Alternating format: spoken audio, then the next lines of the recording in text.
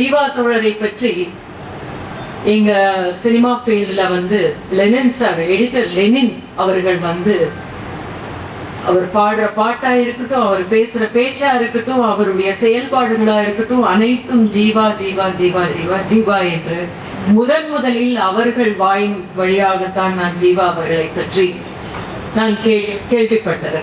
அதன் பிறகு வாசிக்க ஆரம்பித்த பொழுது, அதன் பிறகு தமிழ்நாடெங்கும் செல்லும் பொழுதும், தமிழர்களை நான் சந்திக்கும் பொழுதும், ஒரு குடும்பத்தில் குறைந்தது 2 பேருக்காவது ஜீவா என்று பெயர் வைத்திருக்கிற நம் தமிழ் குடும்பங்களை பார்த்த பொழுது எப்படிப்பட்ட தோழராக அவர் இருந்திருக்கிறார் என்பதை உணர முடிந்தது.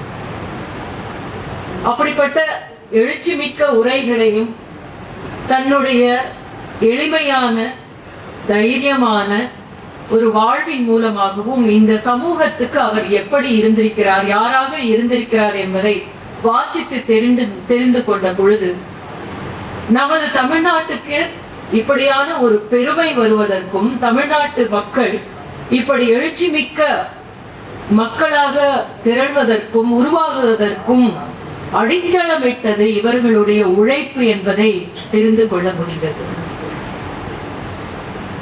ஒரு மேடை நாடக கலைஞராக, திரைக்கலைஞராக எங்களுக்கு இந்த குரல் என்பது மிக முக்கியமான ஒரு விஷயம்.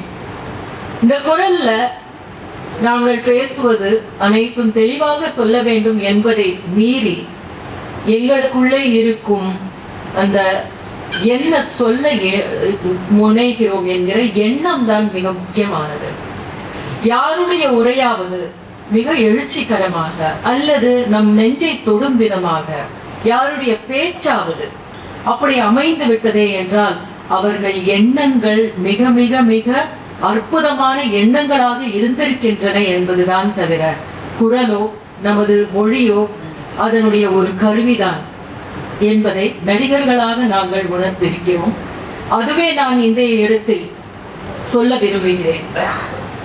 ஜீவா அவர்களுடைய பேச்சை பற்றியோ, அவருடைய எழுச்சிமிக்க தோற்றம் பற்றியோ, அவருடைய உடல் மொழியை பற்றியோ நாம் உணர்ந்து கொள்ள வேண்டியது என்னவென்றால், அவர் எதையெல்லாம் தன் மக்களுக்காக சொல்ல விரும்பினார் என்பதைத்தான்.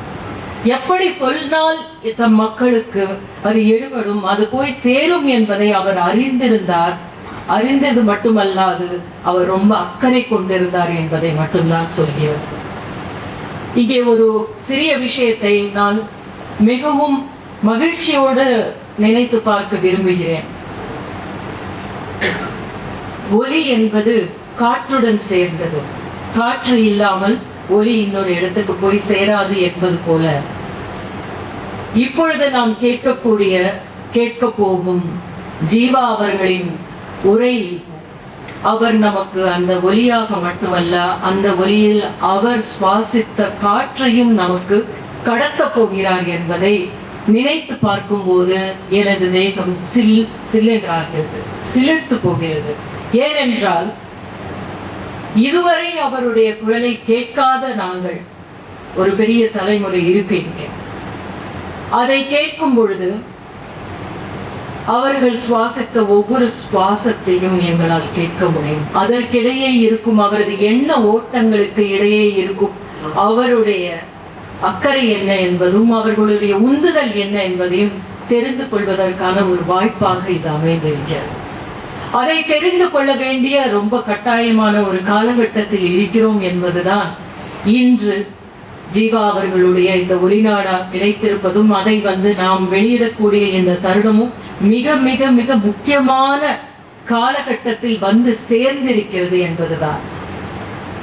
ஒரு தலைவன் என்கிறவன் அல்லது ஒரு தோழர் தொடர்ந்து தன் பணியை செய்து கொண்டிருக்கிறார் என்பதற்கு ஒரு சான்றுதான் இப்பொழுது நம்மை சேர்ந்திருக்கக்கூடிய இந்த ஒளிநாடா என்று நான் கருதுகிறேன்.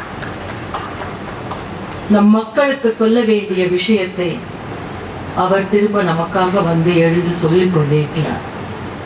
அதை உள்வாங்குவதும் மக்களுக்கு எடுத்துச் செல்வதும் ஜீவாவின் தொண்டர்களாக நாம் செய்ய வேண்டிய ஒரு மிகப்பெரிய பணி. அது ஜீவா என்று பெயர் வைத்தவர்களுடைய இது மட்டுமே கிடையாது. நாம் அனைவரும் அதை செய்வோம் என்று எனக்குள்ள ஒரு நம்பிக்கை இருக்கிறது. அந்த நம்பிக்கை, அந்த ஜீவா நமது முன்னோர்களுக்கு அளித்த ஒரு நம்பிக்கை. அந்த நம்பிக்கை குரலை பற்றி கொண்டு அவர் இப்பொழுது இருந்திருந்தால் என்ன செய்திருப்பார், எப்படி பேசியிருப்பார், எப்படியெல்லாம் தன் மக்களை, தன் இளைஞர்களை வழிநடத்தி இருப்பார் என்பதற்கு இன்று இன்னொரு துவக்கமாக இந்த ஒலிநாடாவின் மூலமாக அவருடைய குரல் இடுகின்ற ஆணையாக நாம் எடுத்துக்கொள்வதில் தான் இருக்கிறது. அவருக்கு நாம் செய்யக்கூடிய மிகப்பெரிய மரியாதையும் அவருடைய கையை பற்றி கொண்டு செய்யக்கூடிய பயணத்திற்கான அர்த்தமும் என்று நான் நினைக்கிறேன். அதை செய்வோம். இந்த வேளையில், இந்த சந்தர்ப்பத்தில், இதற்கான ஒரு இடத்தில் என்னை அழைத்ததற்கு மிகப்பெரிய ஒரு மகிழ்ச்சியாகவும் இருக்கிறது. எத்தனையோ எனக்கு முன்னே இந்த தொண்டு செய்து கொண்டிருக்கின்ற எத்தனையோ தோழர்கள் இருக்க என்னை அழைத்ததற்கு மிக மிக மிக மகிழ்ச்சி அடைகிறேன். எனக்கு ரொம்ப நன்றி கடன் பட்டிருக்கிறேன் என்று சொல்ல வேண்டும். இங்கே நான் நினைக்கிறேன், இதை கொண்டு செல்லக்கூடிய ஒரு குரலாக நான் இருப்பேன் என்பதற்காக என்னை அழைத்திருக்கிறார்கள். ஜீவா அவர்களின் குரலை கேட்பதற்கு மட்டுமல்ல, அந்த குரல் ஏன் எப்படி ஒலித்தது என்று தெரிந்து கொள்வதற்காகவும் மிகவும் ஆர்வமுடன் இருக்கிறேன். அந்த குரலில் அவர் எதை எப்படி பேசினார் என்பது இருக்கிறது. நமக்கு அவர் இட்டுச் செல்கிற ஒரு வழியின் பாதையின் கூட. அந்த பாதையை தெரிந்து கொள்வதற்காகவும் நான் காத்துக் கொண்டிருக்கிறேன். நான் மட்டுமல்ல, எனக்கு தெரிந்து தமிழ் மக்கள் அனைவரும் தமிழை உள்வாங்கிக் கொள்கிற, தமிழை புரிந்து கொள்கிற அனைவருமே உலகத்தில் எங்கும் வெயிட் பண்ணிட்டு இருக்காங்க இதற்காக அப்படின்னு நான் நினைக்கிறேன். காத்து கொண்டிருக்கிறார்கள். ஜீவாவின் குரலை மட்டுமல்ல, ஜீவாவின் குரலின் ஊடே அவர் சொல்லுகின்ற அந்த செய்தியை கேட்பதற்காக, அந்த குரலை பற்றி கொண்டு நடப்பதற்காக, வழி நடப்பதற்காகவும், அதற்காக இந்த சந்தர்ப்பத்தில் நாம் கூடுவதற்கு நிறைய காரணங்கள் இருந்தாலும் நமக்கு மிக மிக முக்கியமான ஒரு காரணத்தை அவர் ஏற்பாடு செய்து கொடுத்திருக்கிறார் என்று நம்புகிறேன். அதற்கு உறுதுணையாக இருந்த யாரெல்லாம் இதற்காக பாடுபட்டார்களோ அவர்கள் அனைவருக்கும் என்னுடைய வணக்கங்களையும் நன்றியையும் தெரிவித்துக் கொள்கிறேன். உங்கள் குடும்பத்தில் நீங்களே ஜீவானு கூப்பிடும் போது ரொம்ப அழகா இருந்தது. யாராவது நம்ம வீட்டுல நம்ம அப்பாவை அவங்களுடைய பெயர் வச்சு நம்ம கூப்பிட்டுருக்கோமான்னு ஒரு நிமிஷம் நான் யோசிச்சு பார்த்தேன். ஆனா ஜீவானு கூப்பிடுறதுல ஒரு அழகு இருக்கு பாத்தீங்களா, அந்த அழகு அப்படியே இருக்கணும்னு நான் நினைக்கிறேன். நான் கூட வயசுல எவ்வளோ பெரியவர் அவரை நான் ஜீவா அப்படின்னு கூப்பிடுறதுக்கு பாரதி அப்படிதானே கூப்பிடுறோம். அப்படியான ஒருவராக நமக்கு இருந்திருக்கிறார் என்பதையும் இங்கே வந்திருக்கிற அனைத்து தோழர்களுக்கும் என்னுடைய நன்றியையும் வணக்கத்தையும் தெரிவித்துக் கொள்கிறேன்.